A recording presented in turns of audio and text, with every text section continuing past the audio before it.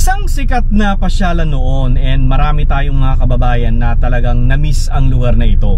Dahil marami sa kanila ay kinalakan nila ang lugar na ito. At marami sa kanila ang nagnanais na muli itong ibalik sa dati nitong tirahan. Pero mukhang malabo nang mangyari ito.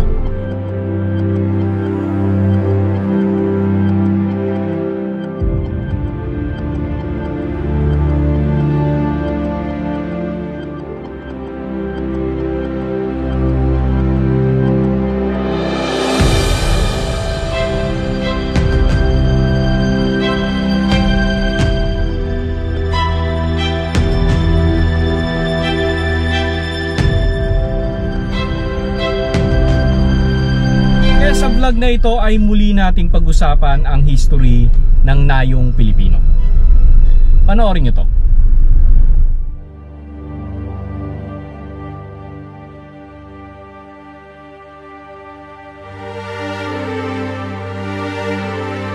Ang Nayong Pilipino ay isang ideya ng dating First Lady Imelda Marcos na responsable din para sa iba pang mga institusyong pangkultura sa bansa, tulad ng Cultural Center of the Philippines. The park covered about 22 hectares over a 47-hectare property adjacent to what was then the Manila International Airport. Imelda Marcos handpicked Ildefonso P. Santos to design the landscape architectural plan of the park. The concept was to represent the Philippines through architectural and cultural displays, an aviary, aquarium, fishing lagoon, and a diverse plant collection. It was essentially a showcase of the best of the Philippines, all located within one specific area. Matapos buksan ang parke noong 1970, binuksan ng Presidential Assistant on National Minorities ang Museo ng Kulturang Tradisyonal ng Pilipinas sa loob ng parke. Ang seremonya ng pagpapasinaya ay dinaluhan pa ng Pangulo ng Indonesia na si Suharto at ng kanyang asawang si Siti Hartina Suharto. 2 years later, on November 6, 1972, President Ferdinand Marcos signed a Presidential Decree No. 37 which created the Nayong Filipino Foundation. The body's mission was to promote, encourage, espouse, initiate research and development projects on social sciences, humanities and related fields, and to establish parks and recreation centers for the promotion of tourism in the country, among other things.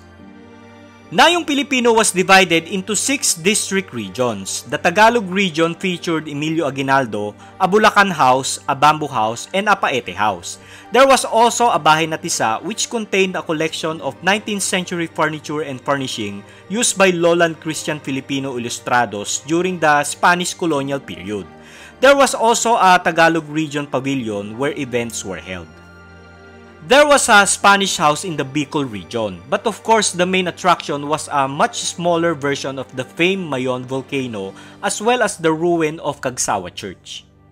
In the Visayas region, there was a replica of Magellan's Cross and a boating lagoon that overlooked Bohol Province Chocolate Hills. There were also full-scale replicas of various houses from Leyte, Bohol, Cebu, and Samar. Nagtatampok ang Mindanao region ng isang moske, isang traditional na bahay ng Samal, isang bahay ng Princess at isang bahay ng Datu na naglalaman ng isang koleksyon ng mga etnografiko at kulturang artifact mula sa pangalawang pinakamalaking isla ng bansa. Mayroon ding isang Mindanao Pavilion kung saan isang dance troupe ang gumaganap lingguhan kasabay ng Nayong Pilipino, Rondalia. A recreation of the iconic rice terraces was the main draw at the Cordillera region. There was also a traditional Ifugao village. Finally, the Ilocos region featured a house modeled after the Spanish colonial type houses in Vigan. There was also a playground area where guests could play a traditional Filipino games such as Piko, Tumbang Preso, Luksong Baka, and others. Nayong Pilipino also contained an aviary and an aquarium, and the aforementioned Museum of Philippine Traditional Culture, which closed in 1983 and was later reopened and renamed as the Philippine Museum of Ethnology.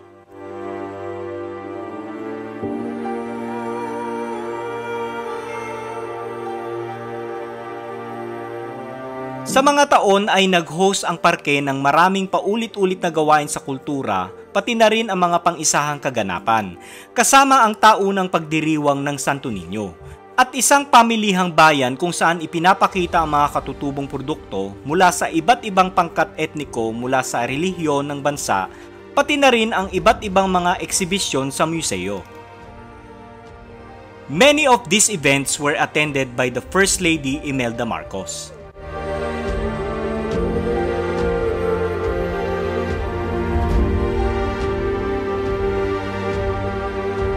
Taong 1993, ang dating Pangulo na si Fidel V. Ramos ay naglabas ng Proklamasyon No. 273 na pinahintulutan ang Nayong Filipino Foundation na magsagawa ng isang kampanya para sa National Fund upang matugunan ang unti-unting pinsala at pagkasira ng mga cottages, mini parks at mga istruktura at amenities ng Nayong Filipino Complex. Ang planong paglipat sana noon ng Nayong Pilipino ay muntik nang naganap taong 1999 nang iminungkahi ng kalihim ng turismo noon na si Gemma Cruz Araneta na pagsamahin ang parke sa Expo Filipino Clark, Pampanga. Ngunit ang plano ay hindi natuloy kasunod ng impeachment complaint at paglilitis ng dating Pangulo na si Joseph Estrada. Gayunpaman, makalipas ang isang taon, inihayag ng mga opisyal ng Manila International Airport Authority na kailangan nila ng isang bahagi ng lupa na sakop ng Nayong Pilipino upang sumunod sa mga pamantayan at kaligtasan na ipinataw ng International Civil Aeronautics Organization. Sinabi ng Manila International Airport Authority na kinailangan nila ng lupa para magtayo ng karagdagang parallel taxiway at surfaceway, kalsada sa pagitan ng Terminal 2 hanggang Terminal 3 ng airport, na noon ay pinalitan ng pangalan na Ninoy Aquino International Airport. Ngunit noong June 2002, ang Pangulo na si Gloria Macapagal Arroyo ay naglabas ng Executive Order No. 111 na naglipat ng 8.6 hectares ng lupain ng Nayong Pilipino sa Manila International Airport Authority.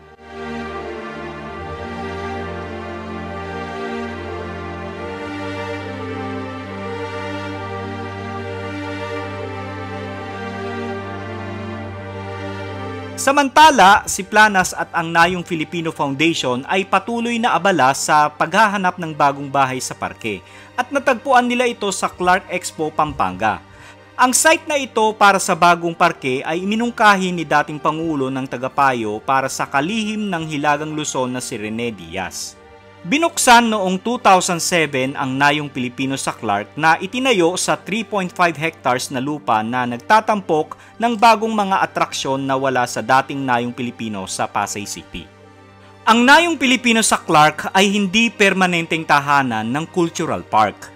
April 2007, nilagdaan ni Pangulong Arroyo ang isa pang Executive Order No. 615 na nag-utos sa paglipat ng Nayong Pilipino sa isang 15-hectare parcel ng lupa ng lungsod ng Parañaque na pag-aari ng Philippine Reclamation Authority.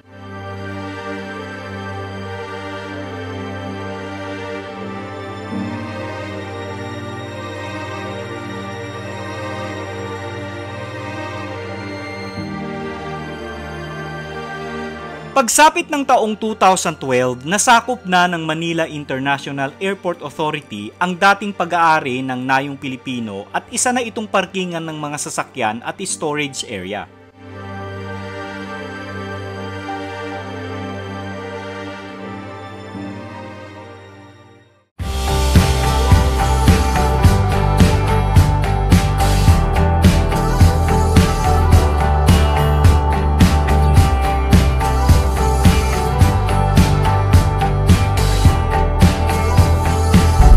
Okay, so magandang umaga sa inyo lahat. Ngayon ay araw ng Tuesday, May 10, 2022. Ayan, ang oras na natin is 8:20 na ng umaga. So kanina galing tayo na Laguna, pinuntahan natin yung Marcos Twin Mansion. Ngayon naman, another Marcos project. Ito nga yung Nayong Pilipino.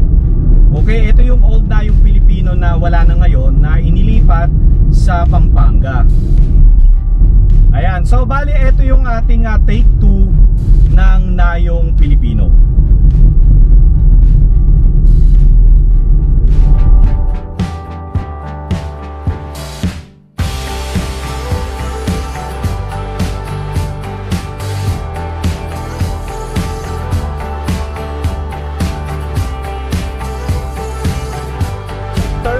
2. Sisilip lang tayo guys ha, silip lang, mabilis lang. Tingnan natin kung busy ang Terminal 2.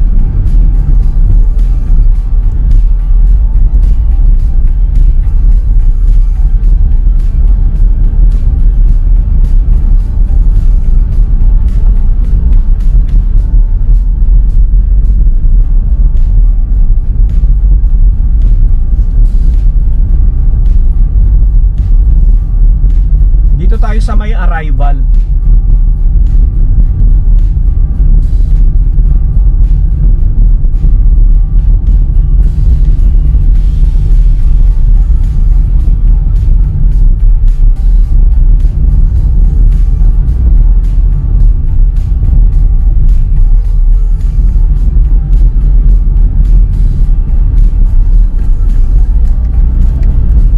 Okay, sa may kanan, Terminal 1.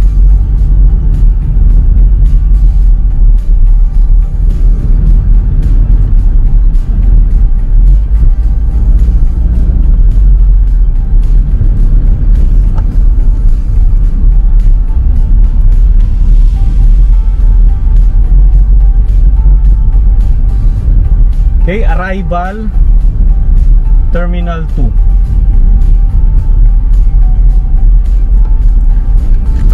So hindi pa masyadong busy. Ito yung mga panahon na masarap bumiyahe kasi hindi masyadong maraming taong umaalis pa at hindi rin masyadong hindi pa masyado maraming dumarating. Siguro dahil botohan, siguro after ng halalan, ayan, marami nang magbabakasyon, ano?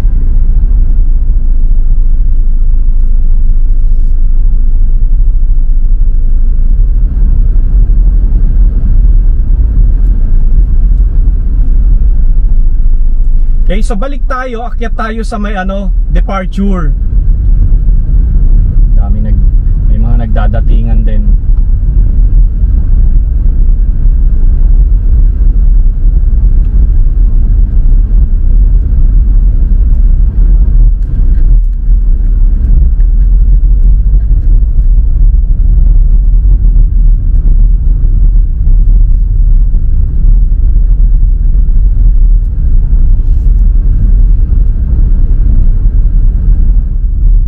Okay, nakapasok na ulit tayo dito. Nakita tayo ng departure area.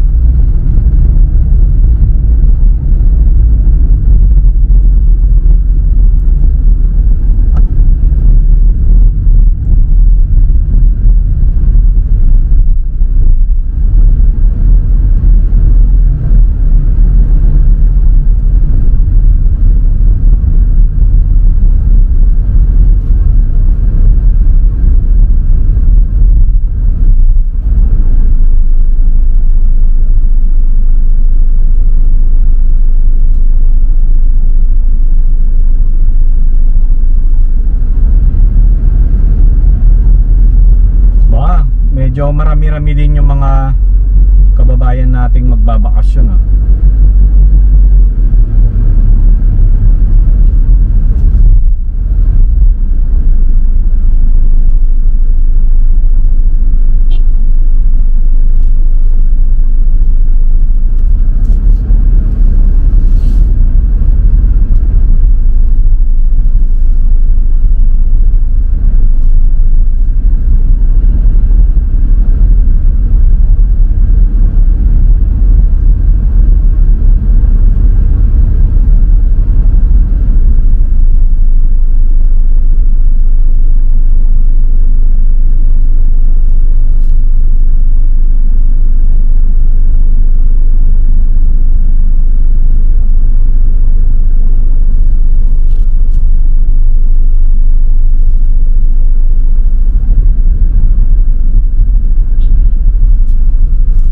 Okay, so mula dito matatanaw na natin yung Ayan o, Philippine Village Hotel.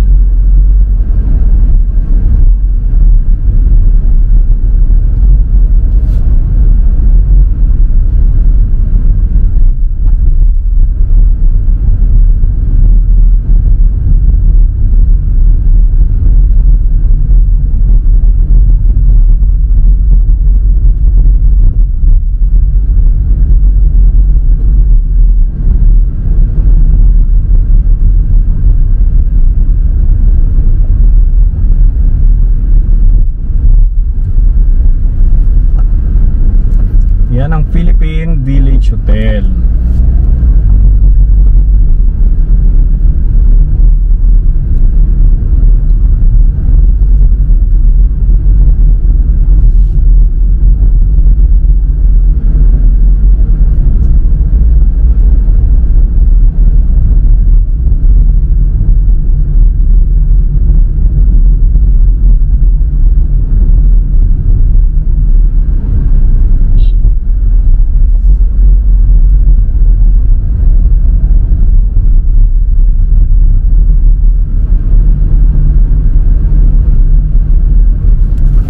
Pasok nga tayo ulit.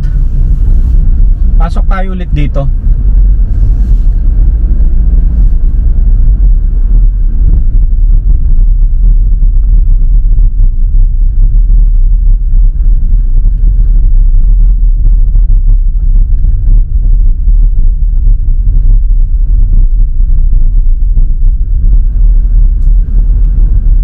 So isa na lang siyang parkingan.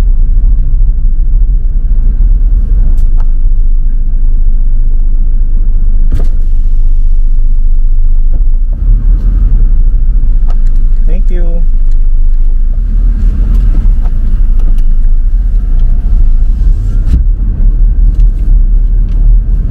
Okay, so makikita nyo parkingan na itong area na ito.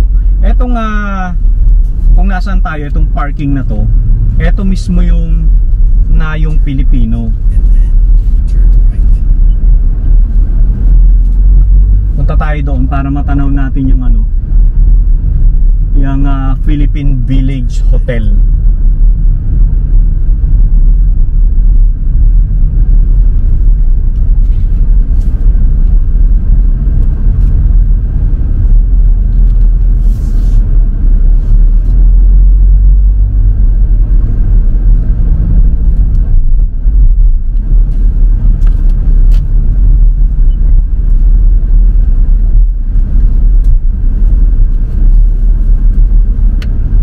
Doon tayo sa lilim.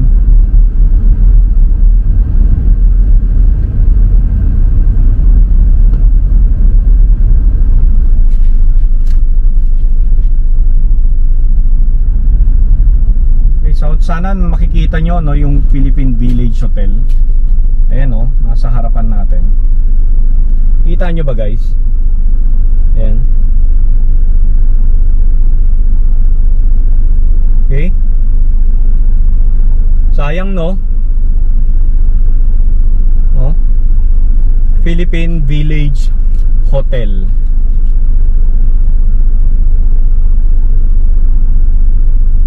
Ayan, so lahat ito nga nakikita nyo na ito, na yung Pilipino lahat ito guys, hanggang dun to sa dulo.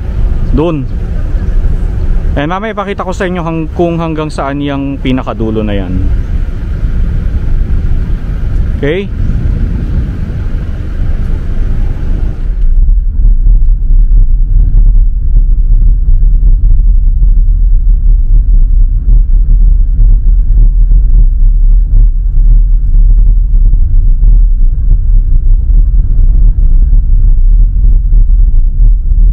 Philippine Village Hotel.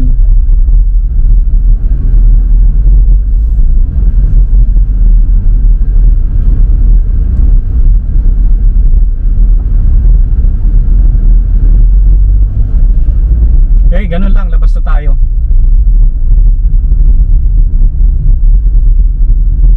So yung Nayong Pilipino sa sa Pampanga, hanggang ngayon sarado pa rin sila. So nag-message, na-contact ko na pala sila actually. Sabi sa akin, hindi pa nga daw sila bukas. And until now, wala pang advice kung kailan sila mag-open.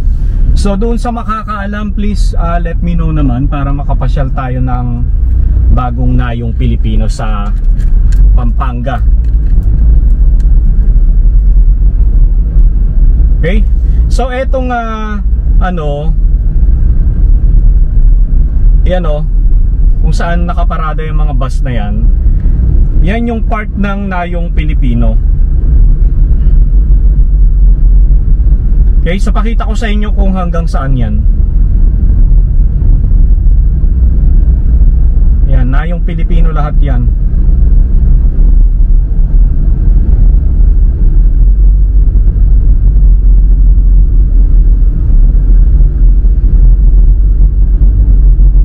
Lawak, di ba? Ano na lang yan eh.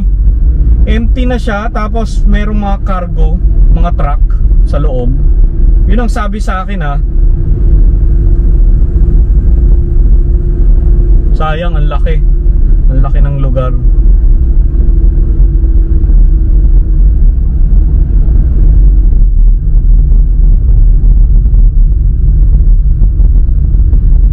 Ayan, so hanggang dito na lang siya. Yan o, yung Petron na yan. Yan yung hangganan ng Nayong Pilipino. Okay?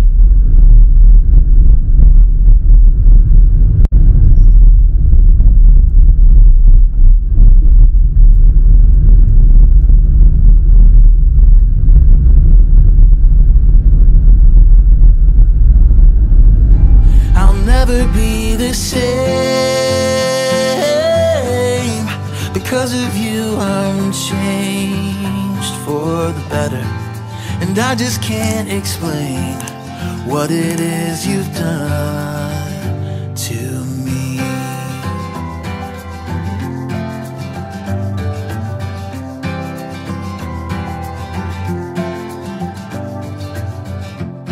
You walked me down the pavement,